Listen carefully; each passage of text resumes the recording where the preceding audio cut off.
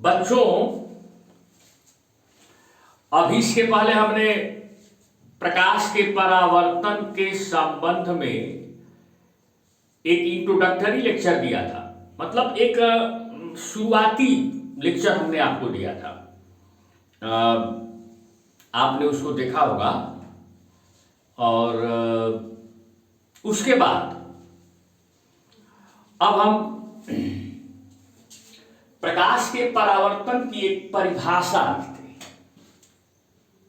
देखो, पहले से लिखे हुए हैं और देखो क्या लिखे हैं। जब प्रकाश किसी तल पर गिरता है, जब प्रकाश किसी भी तल पर गिरता है तो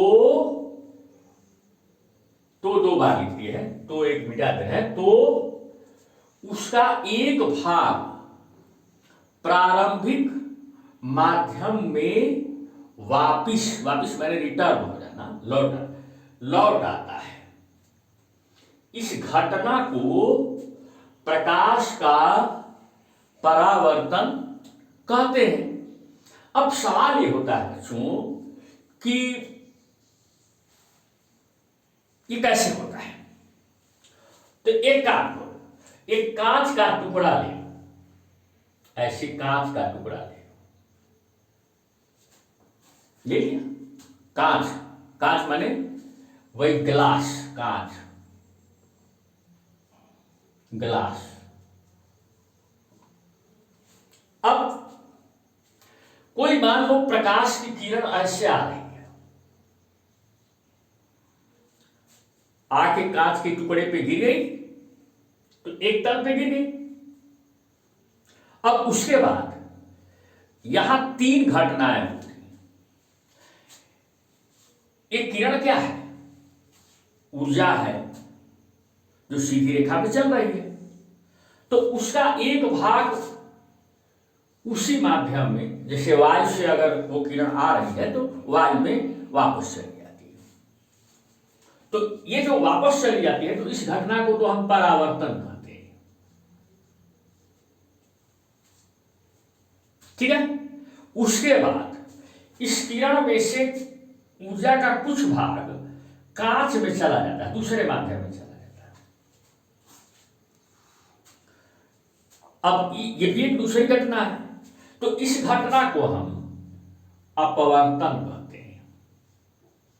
अपवर्तन। अब तीसरी एक और घटना होती है। प्रकाश की किरण का कुछ भाग धूल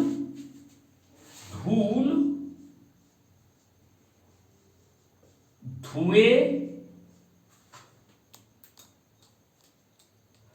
और वायु के कणों से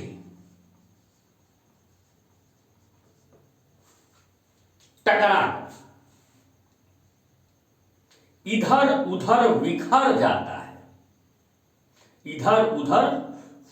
जाता है, ये जो घटना होती है इसको हम प्रकीर्णन कहते हैं। प्रकीर्णन,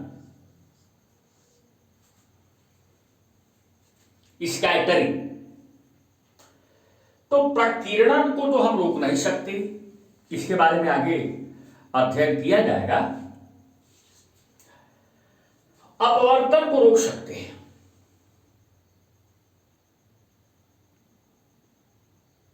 अपवर्तन को रोक देंगे बच्चों तो क्या होगा? केवल परावर्तन होगा। तो इसके लिए हम क्या करते हैं? इसके लिए एक उपाय है। देखिए, एक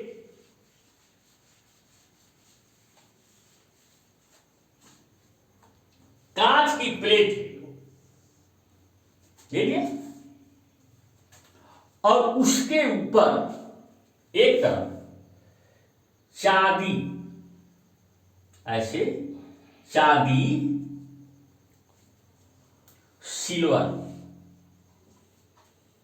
सिल्वर का लेप कर देते हैं। तो सिल्वर क्या है? सिल्वर क्यों लगाते हैं? चांदी संसार की सबसे सफेद वस्तु है और सफेद होने के कारण ये ऊर्जा का अवशोषण नहीं करती, एब्जॉर्प्शन नहीं करती, अवशोषित नहीं करती। अक्सर देखे होंगे कि गर्मियों में लोग सफेद कपड़ा पहनते हैं, क्योंकि वो ऊर्जा का अवशोषण नहीं करता, सोखता नहीं, एब्जॉर्ब नहीं करता है। ठीक उसी तरह से चांदी अवशोषण नहीं करती। एक फायदा तो ये हुआ कि अगर प्रकाश की किरण इस पे गिरेगी तो चांदी जो है, चांदी के वजह से प्रकाश की किरण का कोई भी भाग इस कांच का जो प्लेट है उसमें अवशोषित नहीं होगा, हमेशा के लिए अवशोषित नहीं होगा। कुछ देर के लिए होता है, लेकिन उसके बारे में आपकी कक्षा से बाहर बात की जाएगी। लेकिन तो क्या होगा जब इसमें नहीं, इसमें रुकेगा नहीं तो क्या होगा, रिटर्न हो जाएगा, वापस चला जाएगा, तो दूसरे माध्यम में जाने की संभावना नहीं है। अब इधर से देखेंगे, अगर जैसे तुम्हारी आंख यहां है इस साइड में, इधर से देखोगे तो उस पार भी दिखेगा, इसे दूसरे साइड में भी दिखता है, तो उसको भी रोक देना है।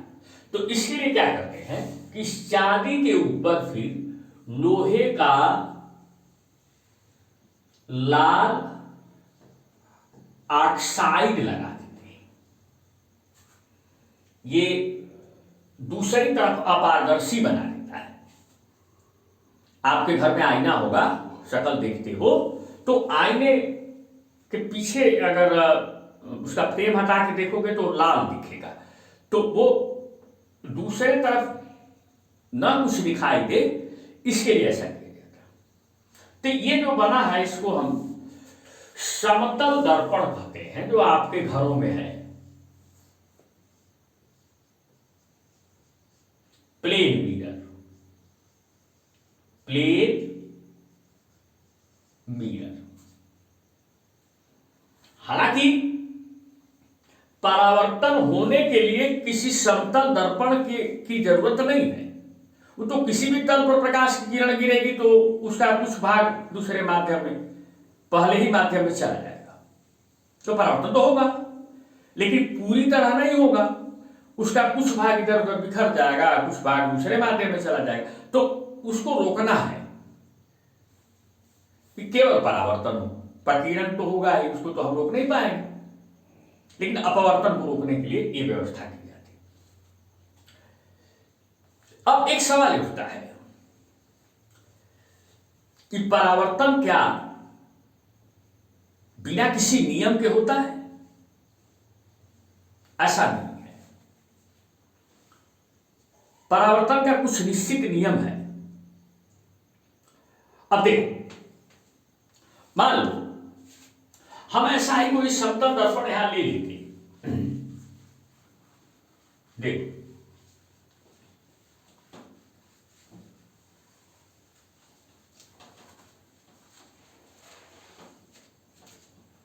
एक समतल दर्पण मान ले लिया,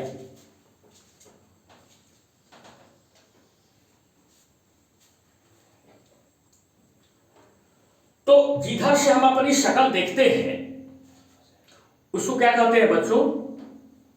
आईने में शक्ल देखते हो तो जिस तरफ से देखते हो उसको क्या कहते हैं? परावर्तक तल कहते हैं। जैसे इस साइड से हम देख रहे हैं तो ये परावर्तक तल है, परावर्तक तल, रिफ्लेक्टिंग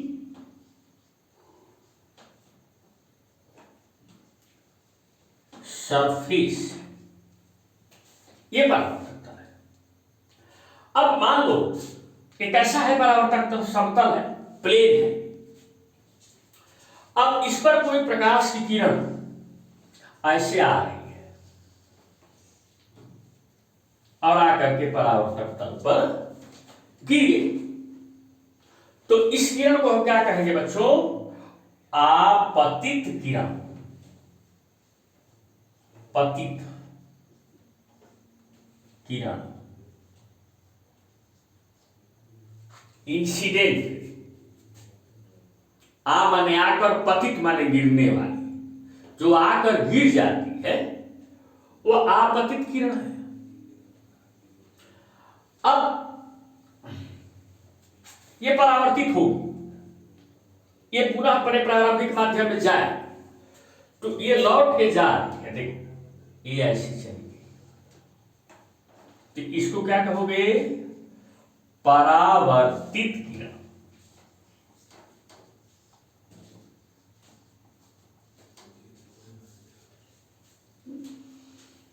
परावर्तित किरण। और जिस में ये जो समतल दर्पण हमने लिया है, वहां पर एक बिंदु है, जिस बिंदु पर ये किरण गिरी है, तो इस बिंदु को हम कहते हैं, जहां पे आपतित किरण गिरी है, इस बिंदु को कहते हैं आपतन बिंदु। आपतन बिंदु। अब एक और विशेष बात है, आपतन बिंदु से ये जो हमारा समतल दर्पण है, इस समतल दर्पण पर लंब खींचो ऐसे, ON। ये लंब कहां से खींचा गया है? आपतन बिंदु से खींचा गया है। किस पर खींचा गया है? दर्पण पर खींचा गया है, दर्पण पर खींचा गया है, लेकिन ये दर्पण पर लंब इसका नाम नहीं, इसका नाम है आपतन बिंदु पर लंब। तो इसको हम क्या कहते हैं? अभिलंब। क्या कहते हैं बच्चों? अभिलंब।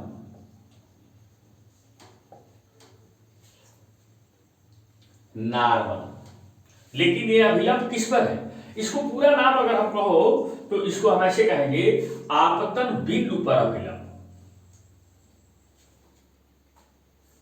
आपतन बिंदु पर अभिलंब। अब एक सवाल होता है कि अगर कोई पूछे, बताओ बच्चों आपतन बिंदु पर अभिलंब किसे कहते हैं, तो आप सामान्य भाषा में कह दो कि आपतन बिंदु से दर्पण पर जब लंब खींचा जाता है तो उसी को हम आपतन बिंदु पर अभिलंब कहते हैं। अब आपतित किरण और आपतन बिंदु पर अभिलंब ON के बीच का एक कोण बनता है, इसको I से दर्शाते हैं। और परावर्तित किरण और आपतन बिंदु पर अभिलंब के बीच भी एक कोण बनता है, इसको R से दर्शाते हैं, स्मॉल r से। अब कोई पूछेगा कि काहे नहीं I, क्यों I से ही दर्शाते हैं? इसको अंग्रेजी में कहते हैं, ये जो है इसको कहते हैं आपतन कोण। I को क्या कहते हैं बच्चों?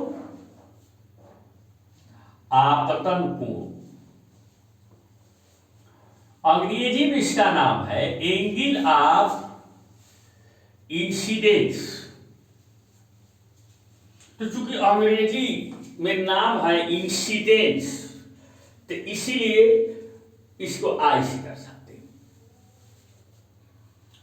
और R जो है इसको हम कहते हैं परावर्तन कोण। अंग्रेजी में इसको कहते हैं angle of reflection. Angle of reflection. तो रिफ्लेक्शन का पहला अक्षर क्या है? R, इसलिए इसको R से दर्शाते हैं। अब कोई पूछेगा कि आपतन कोण किसे कहते हैं, तो कहेंगे कि आपतित किरण और आपतन बिंदु पर अभिलंब के बीच का कोण आपतन कोण कहलाता है, और इसको हम I से दर्शाते हैं। ठीक।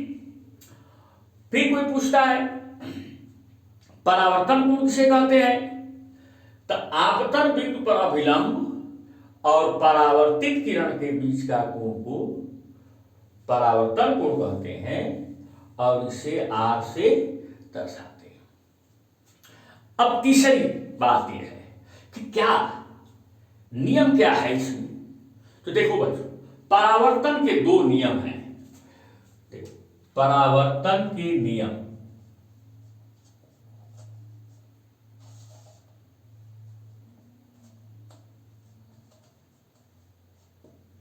पहला है आपतन कोण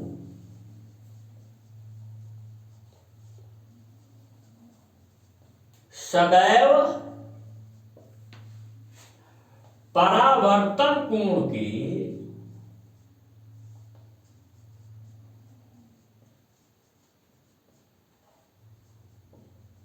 बराबर होता है।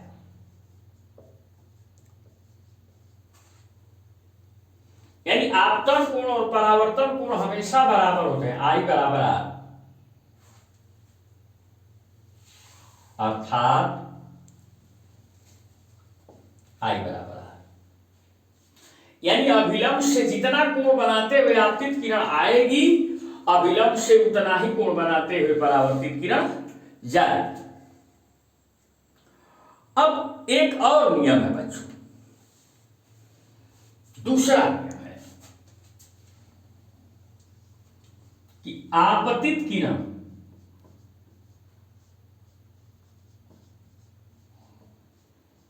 परावर्तित किरण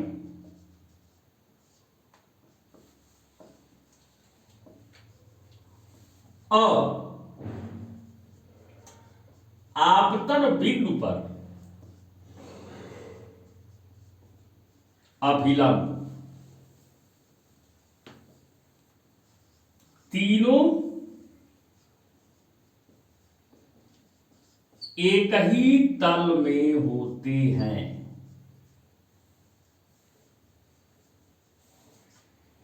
एक ही तल में होते हैं।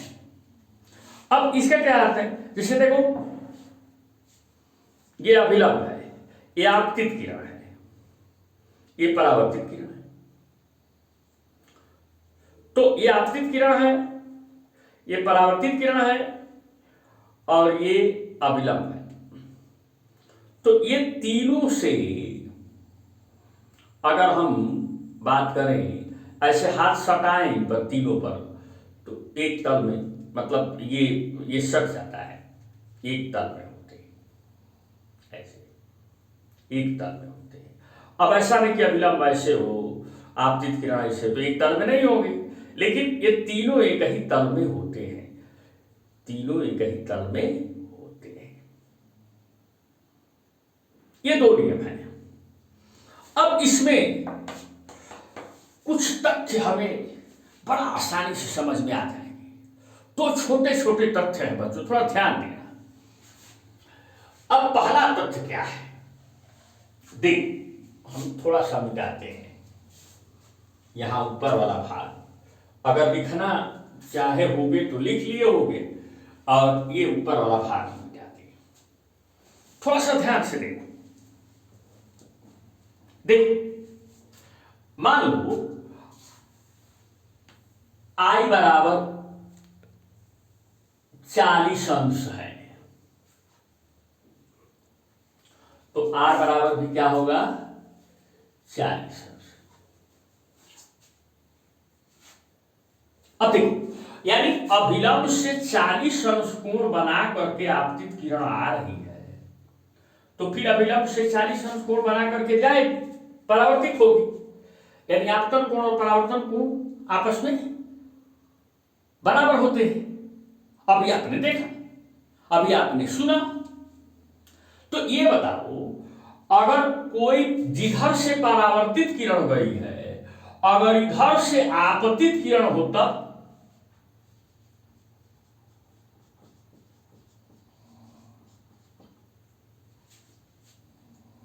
तब तो जिसको हम आर लिखे हैं वो क्या हो जाएगा, ए आई हो जाएगा, आपतन कोण हो जाएगा। तो आपतन कोण 40 अंश हो गया, तो अब परावर्तन कोण भी कितना अंश होना चाहिए, 40 अंश होना चाहिए। तो इसका मतलब जिधर से आपतित किरण पहले थी, अब उधर से ये परावर्तित होगी, ऐसे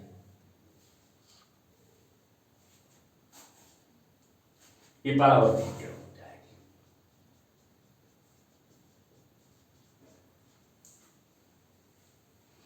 यानी अगर ये आपतित किरण है तो ये परावर्तित किरण है, अगर ये आपतित किरण है तो ये परावर्तित किरण है। यानी आपतित और परावर्तित किरणें आपस में उत्क्रमणीय होती, यानी दोनों को एक दूसरे में बदला जा सकता है। पहली बात।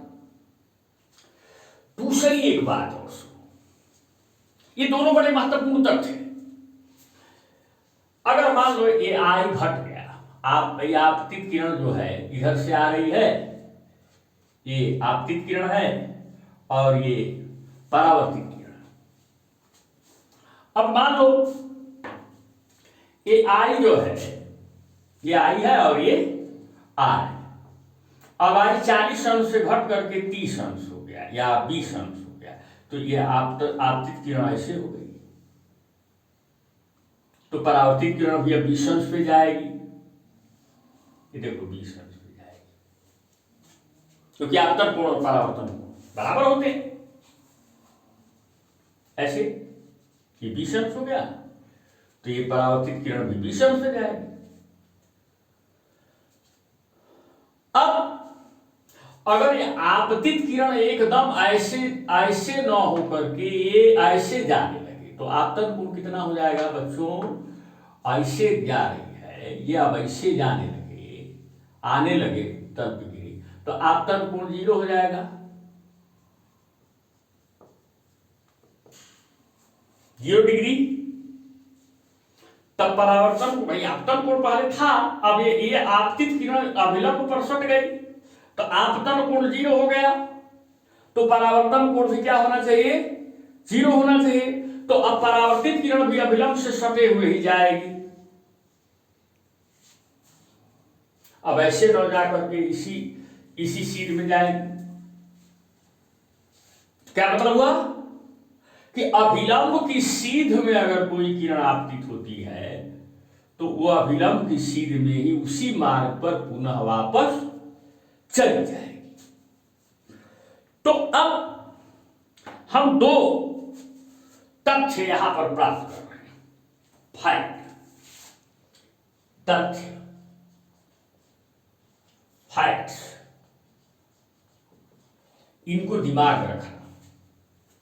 नंबर 1, आपतित और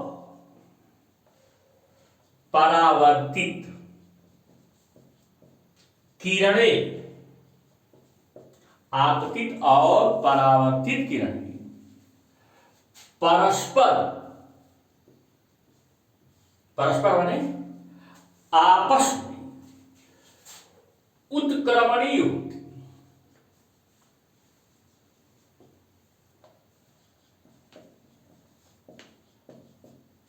यानी आपतित किरण की तरफ से किरण आ रही है, आपतित किरण है, ये परावर्तित किरण है, तो ये आपतित किरण होगी, तो ये परावर्तित किरण होगी। और दूसरा फैक्ट है बच्चों कि अभिलंब की सीध में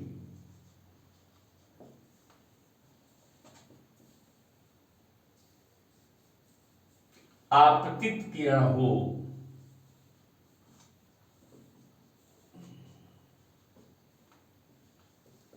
तो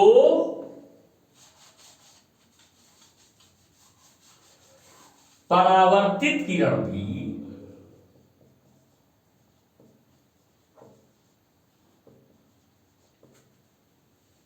पुनः अभिलंब की सीध में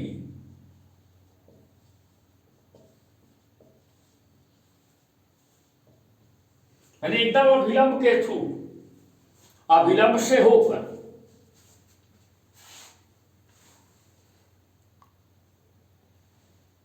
होगी। यानी अभिलंब की सीध में आपतित किरण है, तो परावर्तित किरण भी अभिलंब की सीध में ही होगी। यानी अभिलंब से होकर अगर आपतित किरण आ रही है, तो परावर्तित किरण भी अभिलंब से होकर के ही जाए। ठीक है। तो ये दोनों तथ्य जो है बड़े महत्वपूर्ण है, बहुत महत्वपूर्ण है। अगले लेक्चर में बच्चों हम आप लोगों को अब इसके आगे हम बताएंगे कि प्रतिबिंब बनता क्यों है, दर्पण में प्रतिबिंब क्यों बनता है। और दूसरी बात, हमको समतल दर्पण हाई स्कूल स्तर पे नहीं पढ़ना है। समतल दर्पण को पिछली कक्षा में बताया गया, 8वीं कक्षा में बताया जाता है। हमें गोलीय दर्पण के बारे में